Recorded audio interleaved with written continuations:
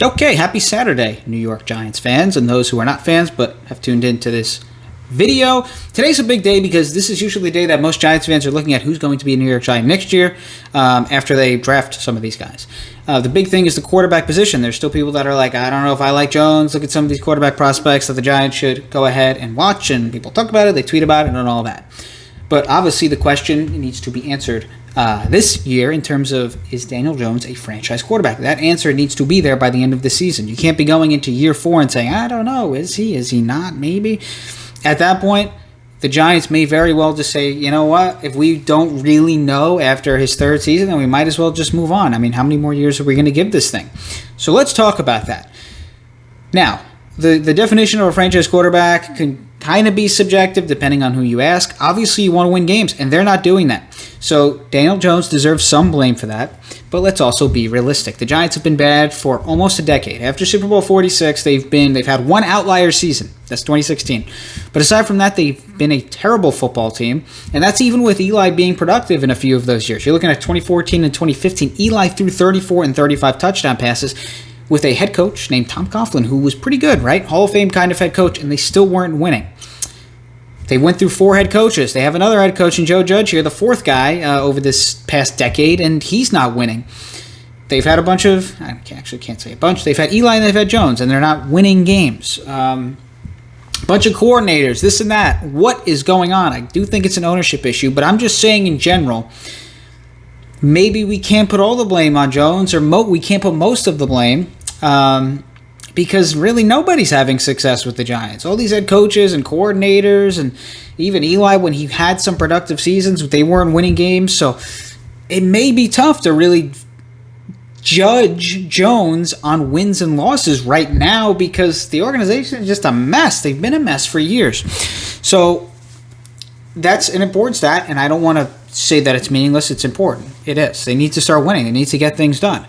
But I will say, you know, if this is an ownership issue, which I do believe it is, and I do believe it's just an organizational issue that even if they bring in another quarterback, it's still going to be tough for that guy to have success unless he's just an absolute star and they just hit it, right? They get a Tom Brady kind of player or a Mahomes kind of player, which guys that I think, whether you have Arians or Belichick or Reed as your coach, they're still going to be productive.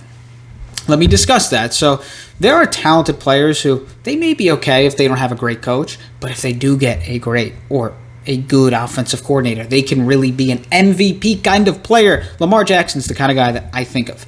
If he went to the Jets, maybe he would be okay, but I don't think he would be anywhere near this. A lot of people wouldn't be good on the Jets, but I'm saying that if Tom Brady went to the Jets, I still think he'd be pretty good and they'd win games. Patrick Mahomes, I still think they'd be pretty good and win some games. Lamar Jackson's a player that they did a really nice job tailoring the offense towards him and his ability and his talent, and look where they are now. He's an MVP kind of player. They win a bunch of games. They're a really good football team. So I do think that there are talented players who, yeah, they're okay. They're fine if they don't have great coaches, but if they do get a good offensive coordinator or a really good head coach, they can really take the next step. So I look at Daniel Jones, and I kind of see a player that he's playing for an organization that has been an absolute disaster for so long. So I just can't put all the blame on him when it comes to wins and losses. Again, he deserves some blame, but not all of it. So let's break down why I believe he is a franchise quarterback. Sorry, it took about 3 minutes and 48 seconds to get to that. So, number one, let's talk about his ability to run the football. You need, I believe in today's NFL, it is very beneficial to have a mobile quarterback. In terms of expected points added, EPA, when you have a good running quarterback, it really elevates and really adds that expected points added. It really adds a lot of value to a quarterback. Just think about this as an example. A pure pocket passer, they're not going to scramble a lot and run for first downs. But if you have a good mobile quarterback, there might be 2 or 3 times a game where a play breaks down. And for a pocket passer, it might just be you throw it away into the stands or it's a sack or whatever. But maybe those 2 or 3 plays with a mobile guy, he runs out of the pocket, he gets 8 yards, and he gets a first down. He does that 2 or 3 times, and he extends a bunch of drives just by extending a play, getting out of the pocket, getting some first downs. Those are really important. They really go under the radar.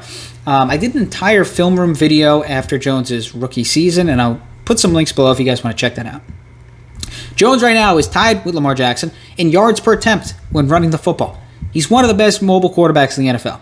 Okay, 23 rushing attempts, I believe.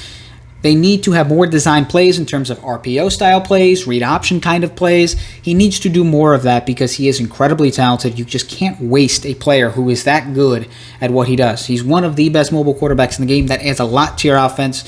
And if I'm a coordinator and I'm a coach and I have a guy that's one of the best in the game when running the football, I like that. Okay, so that's talent, and that's definitely an important part of being a franchise quarterback these days. Also, you got to throw the football kind of well, right?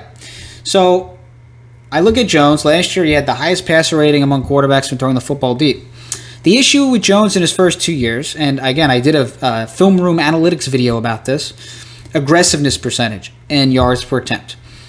Let's play stupid math here. Let's be really as dumb as possible, and let me explain this. Usually good players, the good ones, have more yards per attempt or yards per carry or yards per reception than the guys that are not as good as that player. Hopefully I've phrased that right, because I don't think that sounds very clean. Okay, a good quarterback is probably going to have a higher yards per attempt than a bad one. They're probably going to get more yards every time they throw the football than the bad one. Most likely, right? That's kind of how it works. And you look at Daniel Jones and his aggressiveness percentage, especially his first season, but his yards per attempt was low. I did a video on this. I gave an example against New England in his rookie season. He threw a 4-yard pass into a tight window that could have easily been intercepted. Risk, reward. The reward, maybe 4 yards. I don't even think he could have extended the play. There's another guy there that could have tackled him. He wasn't going to go for anything.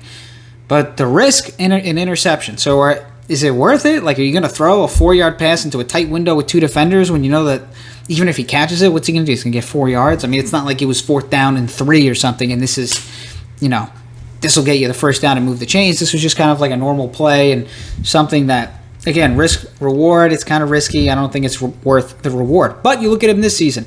He is 4th in aggressiveness percentage, which is very high, throws into tight windows, but 2nd in average completed air yards. So he's throwing the football down the field more consistently and completing passes more consistently down the field.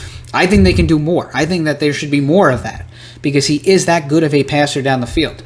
What I'm saying is he's improving in that area. He's being more aggressive, but he's making more plays too. Throwing a little bit further down the field with that aggressiveness, that aggressive kind of play. And I love that out of a quarterback. I like quarterbacks that want to go out and make plays down the field. And it reminds me of Eli in his prime. That's what Eli... I mean, think about it. Tyree and Manningham. You think those plays would happen with Alex Smith? No knock on Alex Smith. I think he's a good player. I'm just saying, that's not his style. And he's not going to take those kind of risks. And he didn't win any Super Bowls either, did he?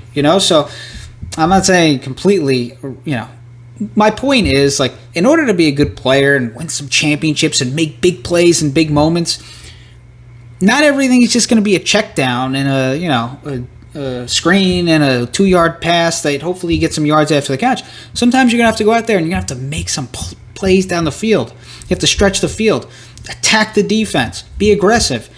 You think those plays are going to happen? If Eli was a dink and dunk guy who never took any chances? No, he's not throwing that ball to Tyree, and he's not throwing that ball to Manningham. You got to have a certain level of guts to make those throws, to attempt them.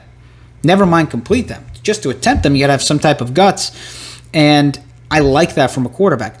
You're going to throw some interceptions? That's fine if you make plays. I mean, even if you go back to 2011 Eli, he threw 16 interceptions, which isn't terrible, but it's not great. But he threw for almost 5,000 yards. So he was making plays. He was making plays. I'm okay with a few more interceptions if you're making plays down the field and if you're putting up that kind of yardage. So if you're asking me, as if I was a coach, a head coach, or an offensive coordinator, I think he's fine. He has enough where you can say that's a franchise guy. He has enough talent. Throws the football down the field. He's improving yards per attempt, completed air yards. One of the best mobile quarterbacks in the NFL. He's aggressive. You continue to be aggressive down the field, you're going to make some plays. It's about finishing now.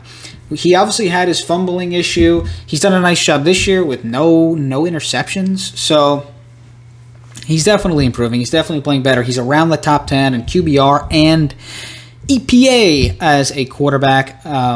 So in my opinion, unless something drastically changes right now, what I've seen from Daniel Jones, I think he's a franchise quarterback.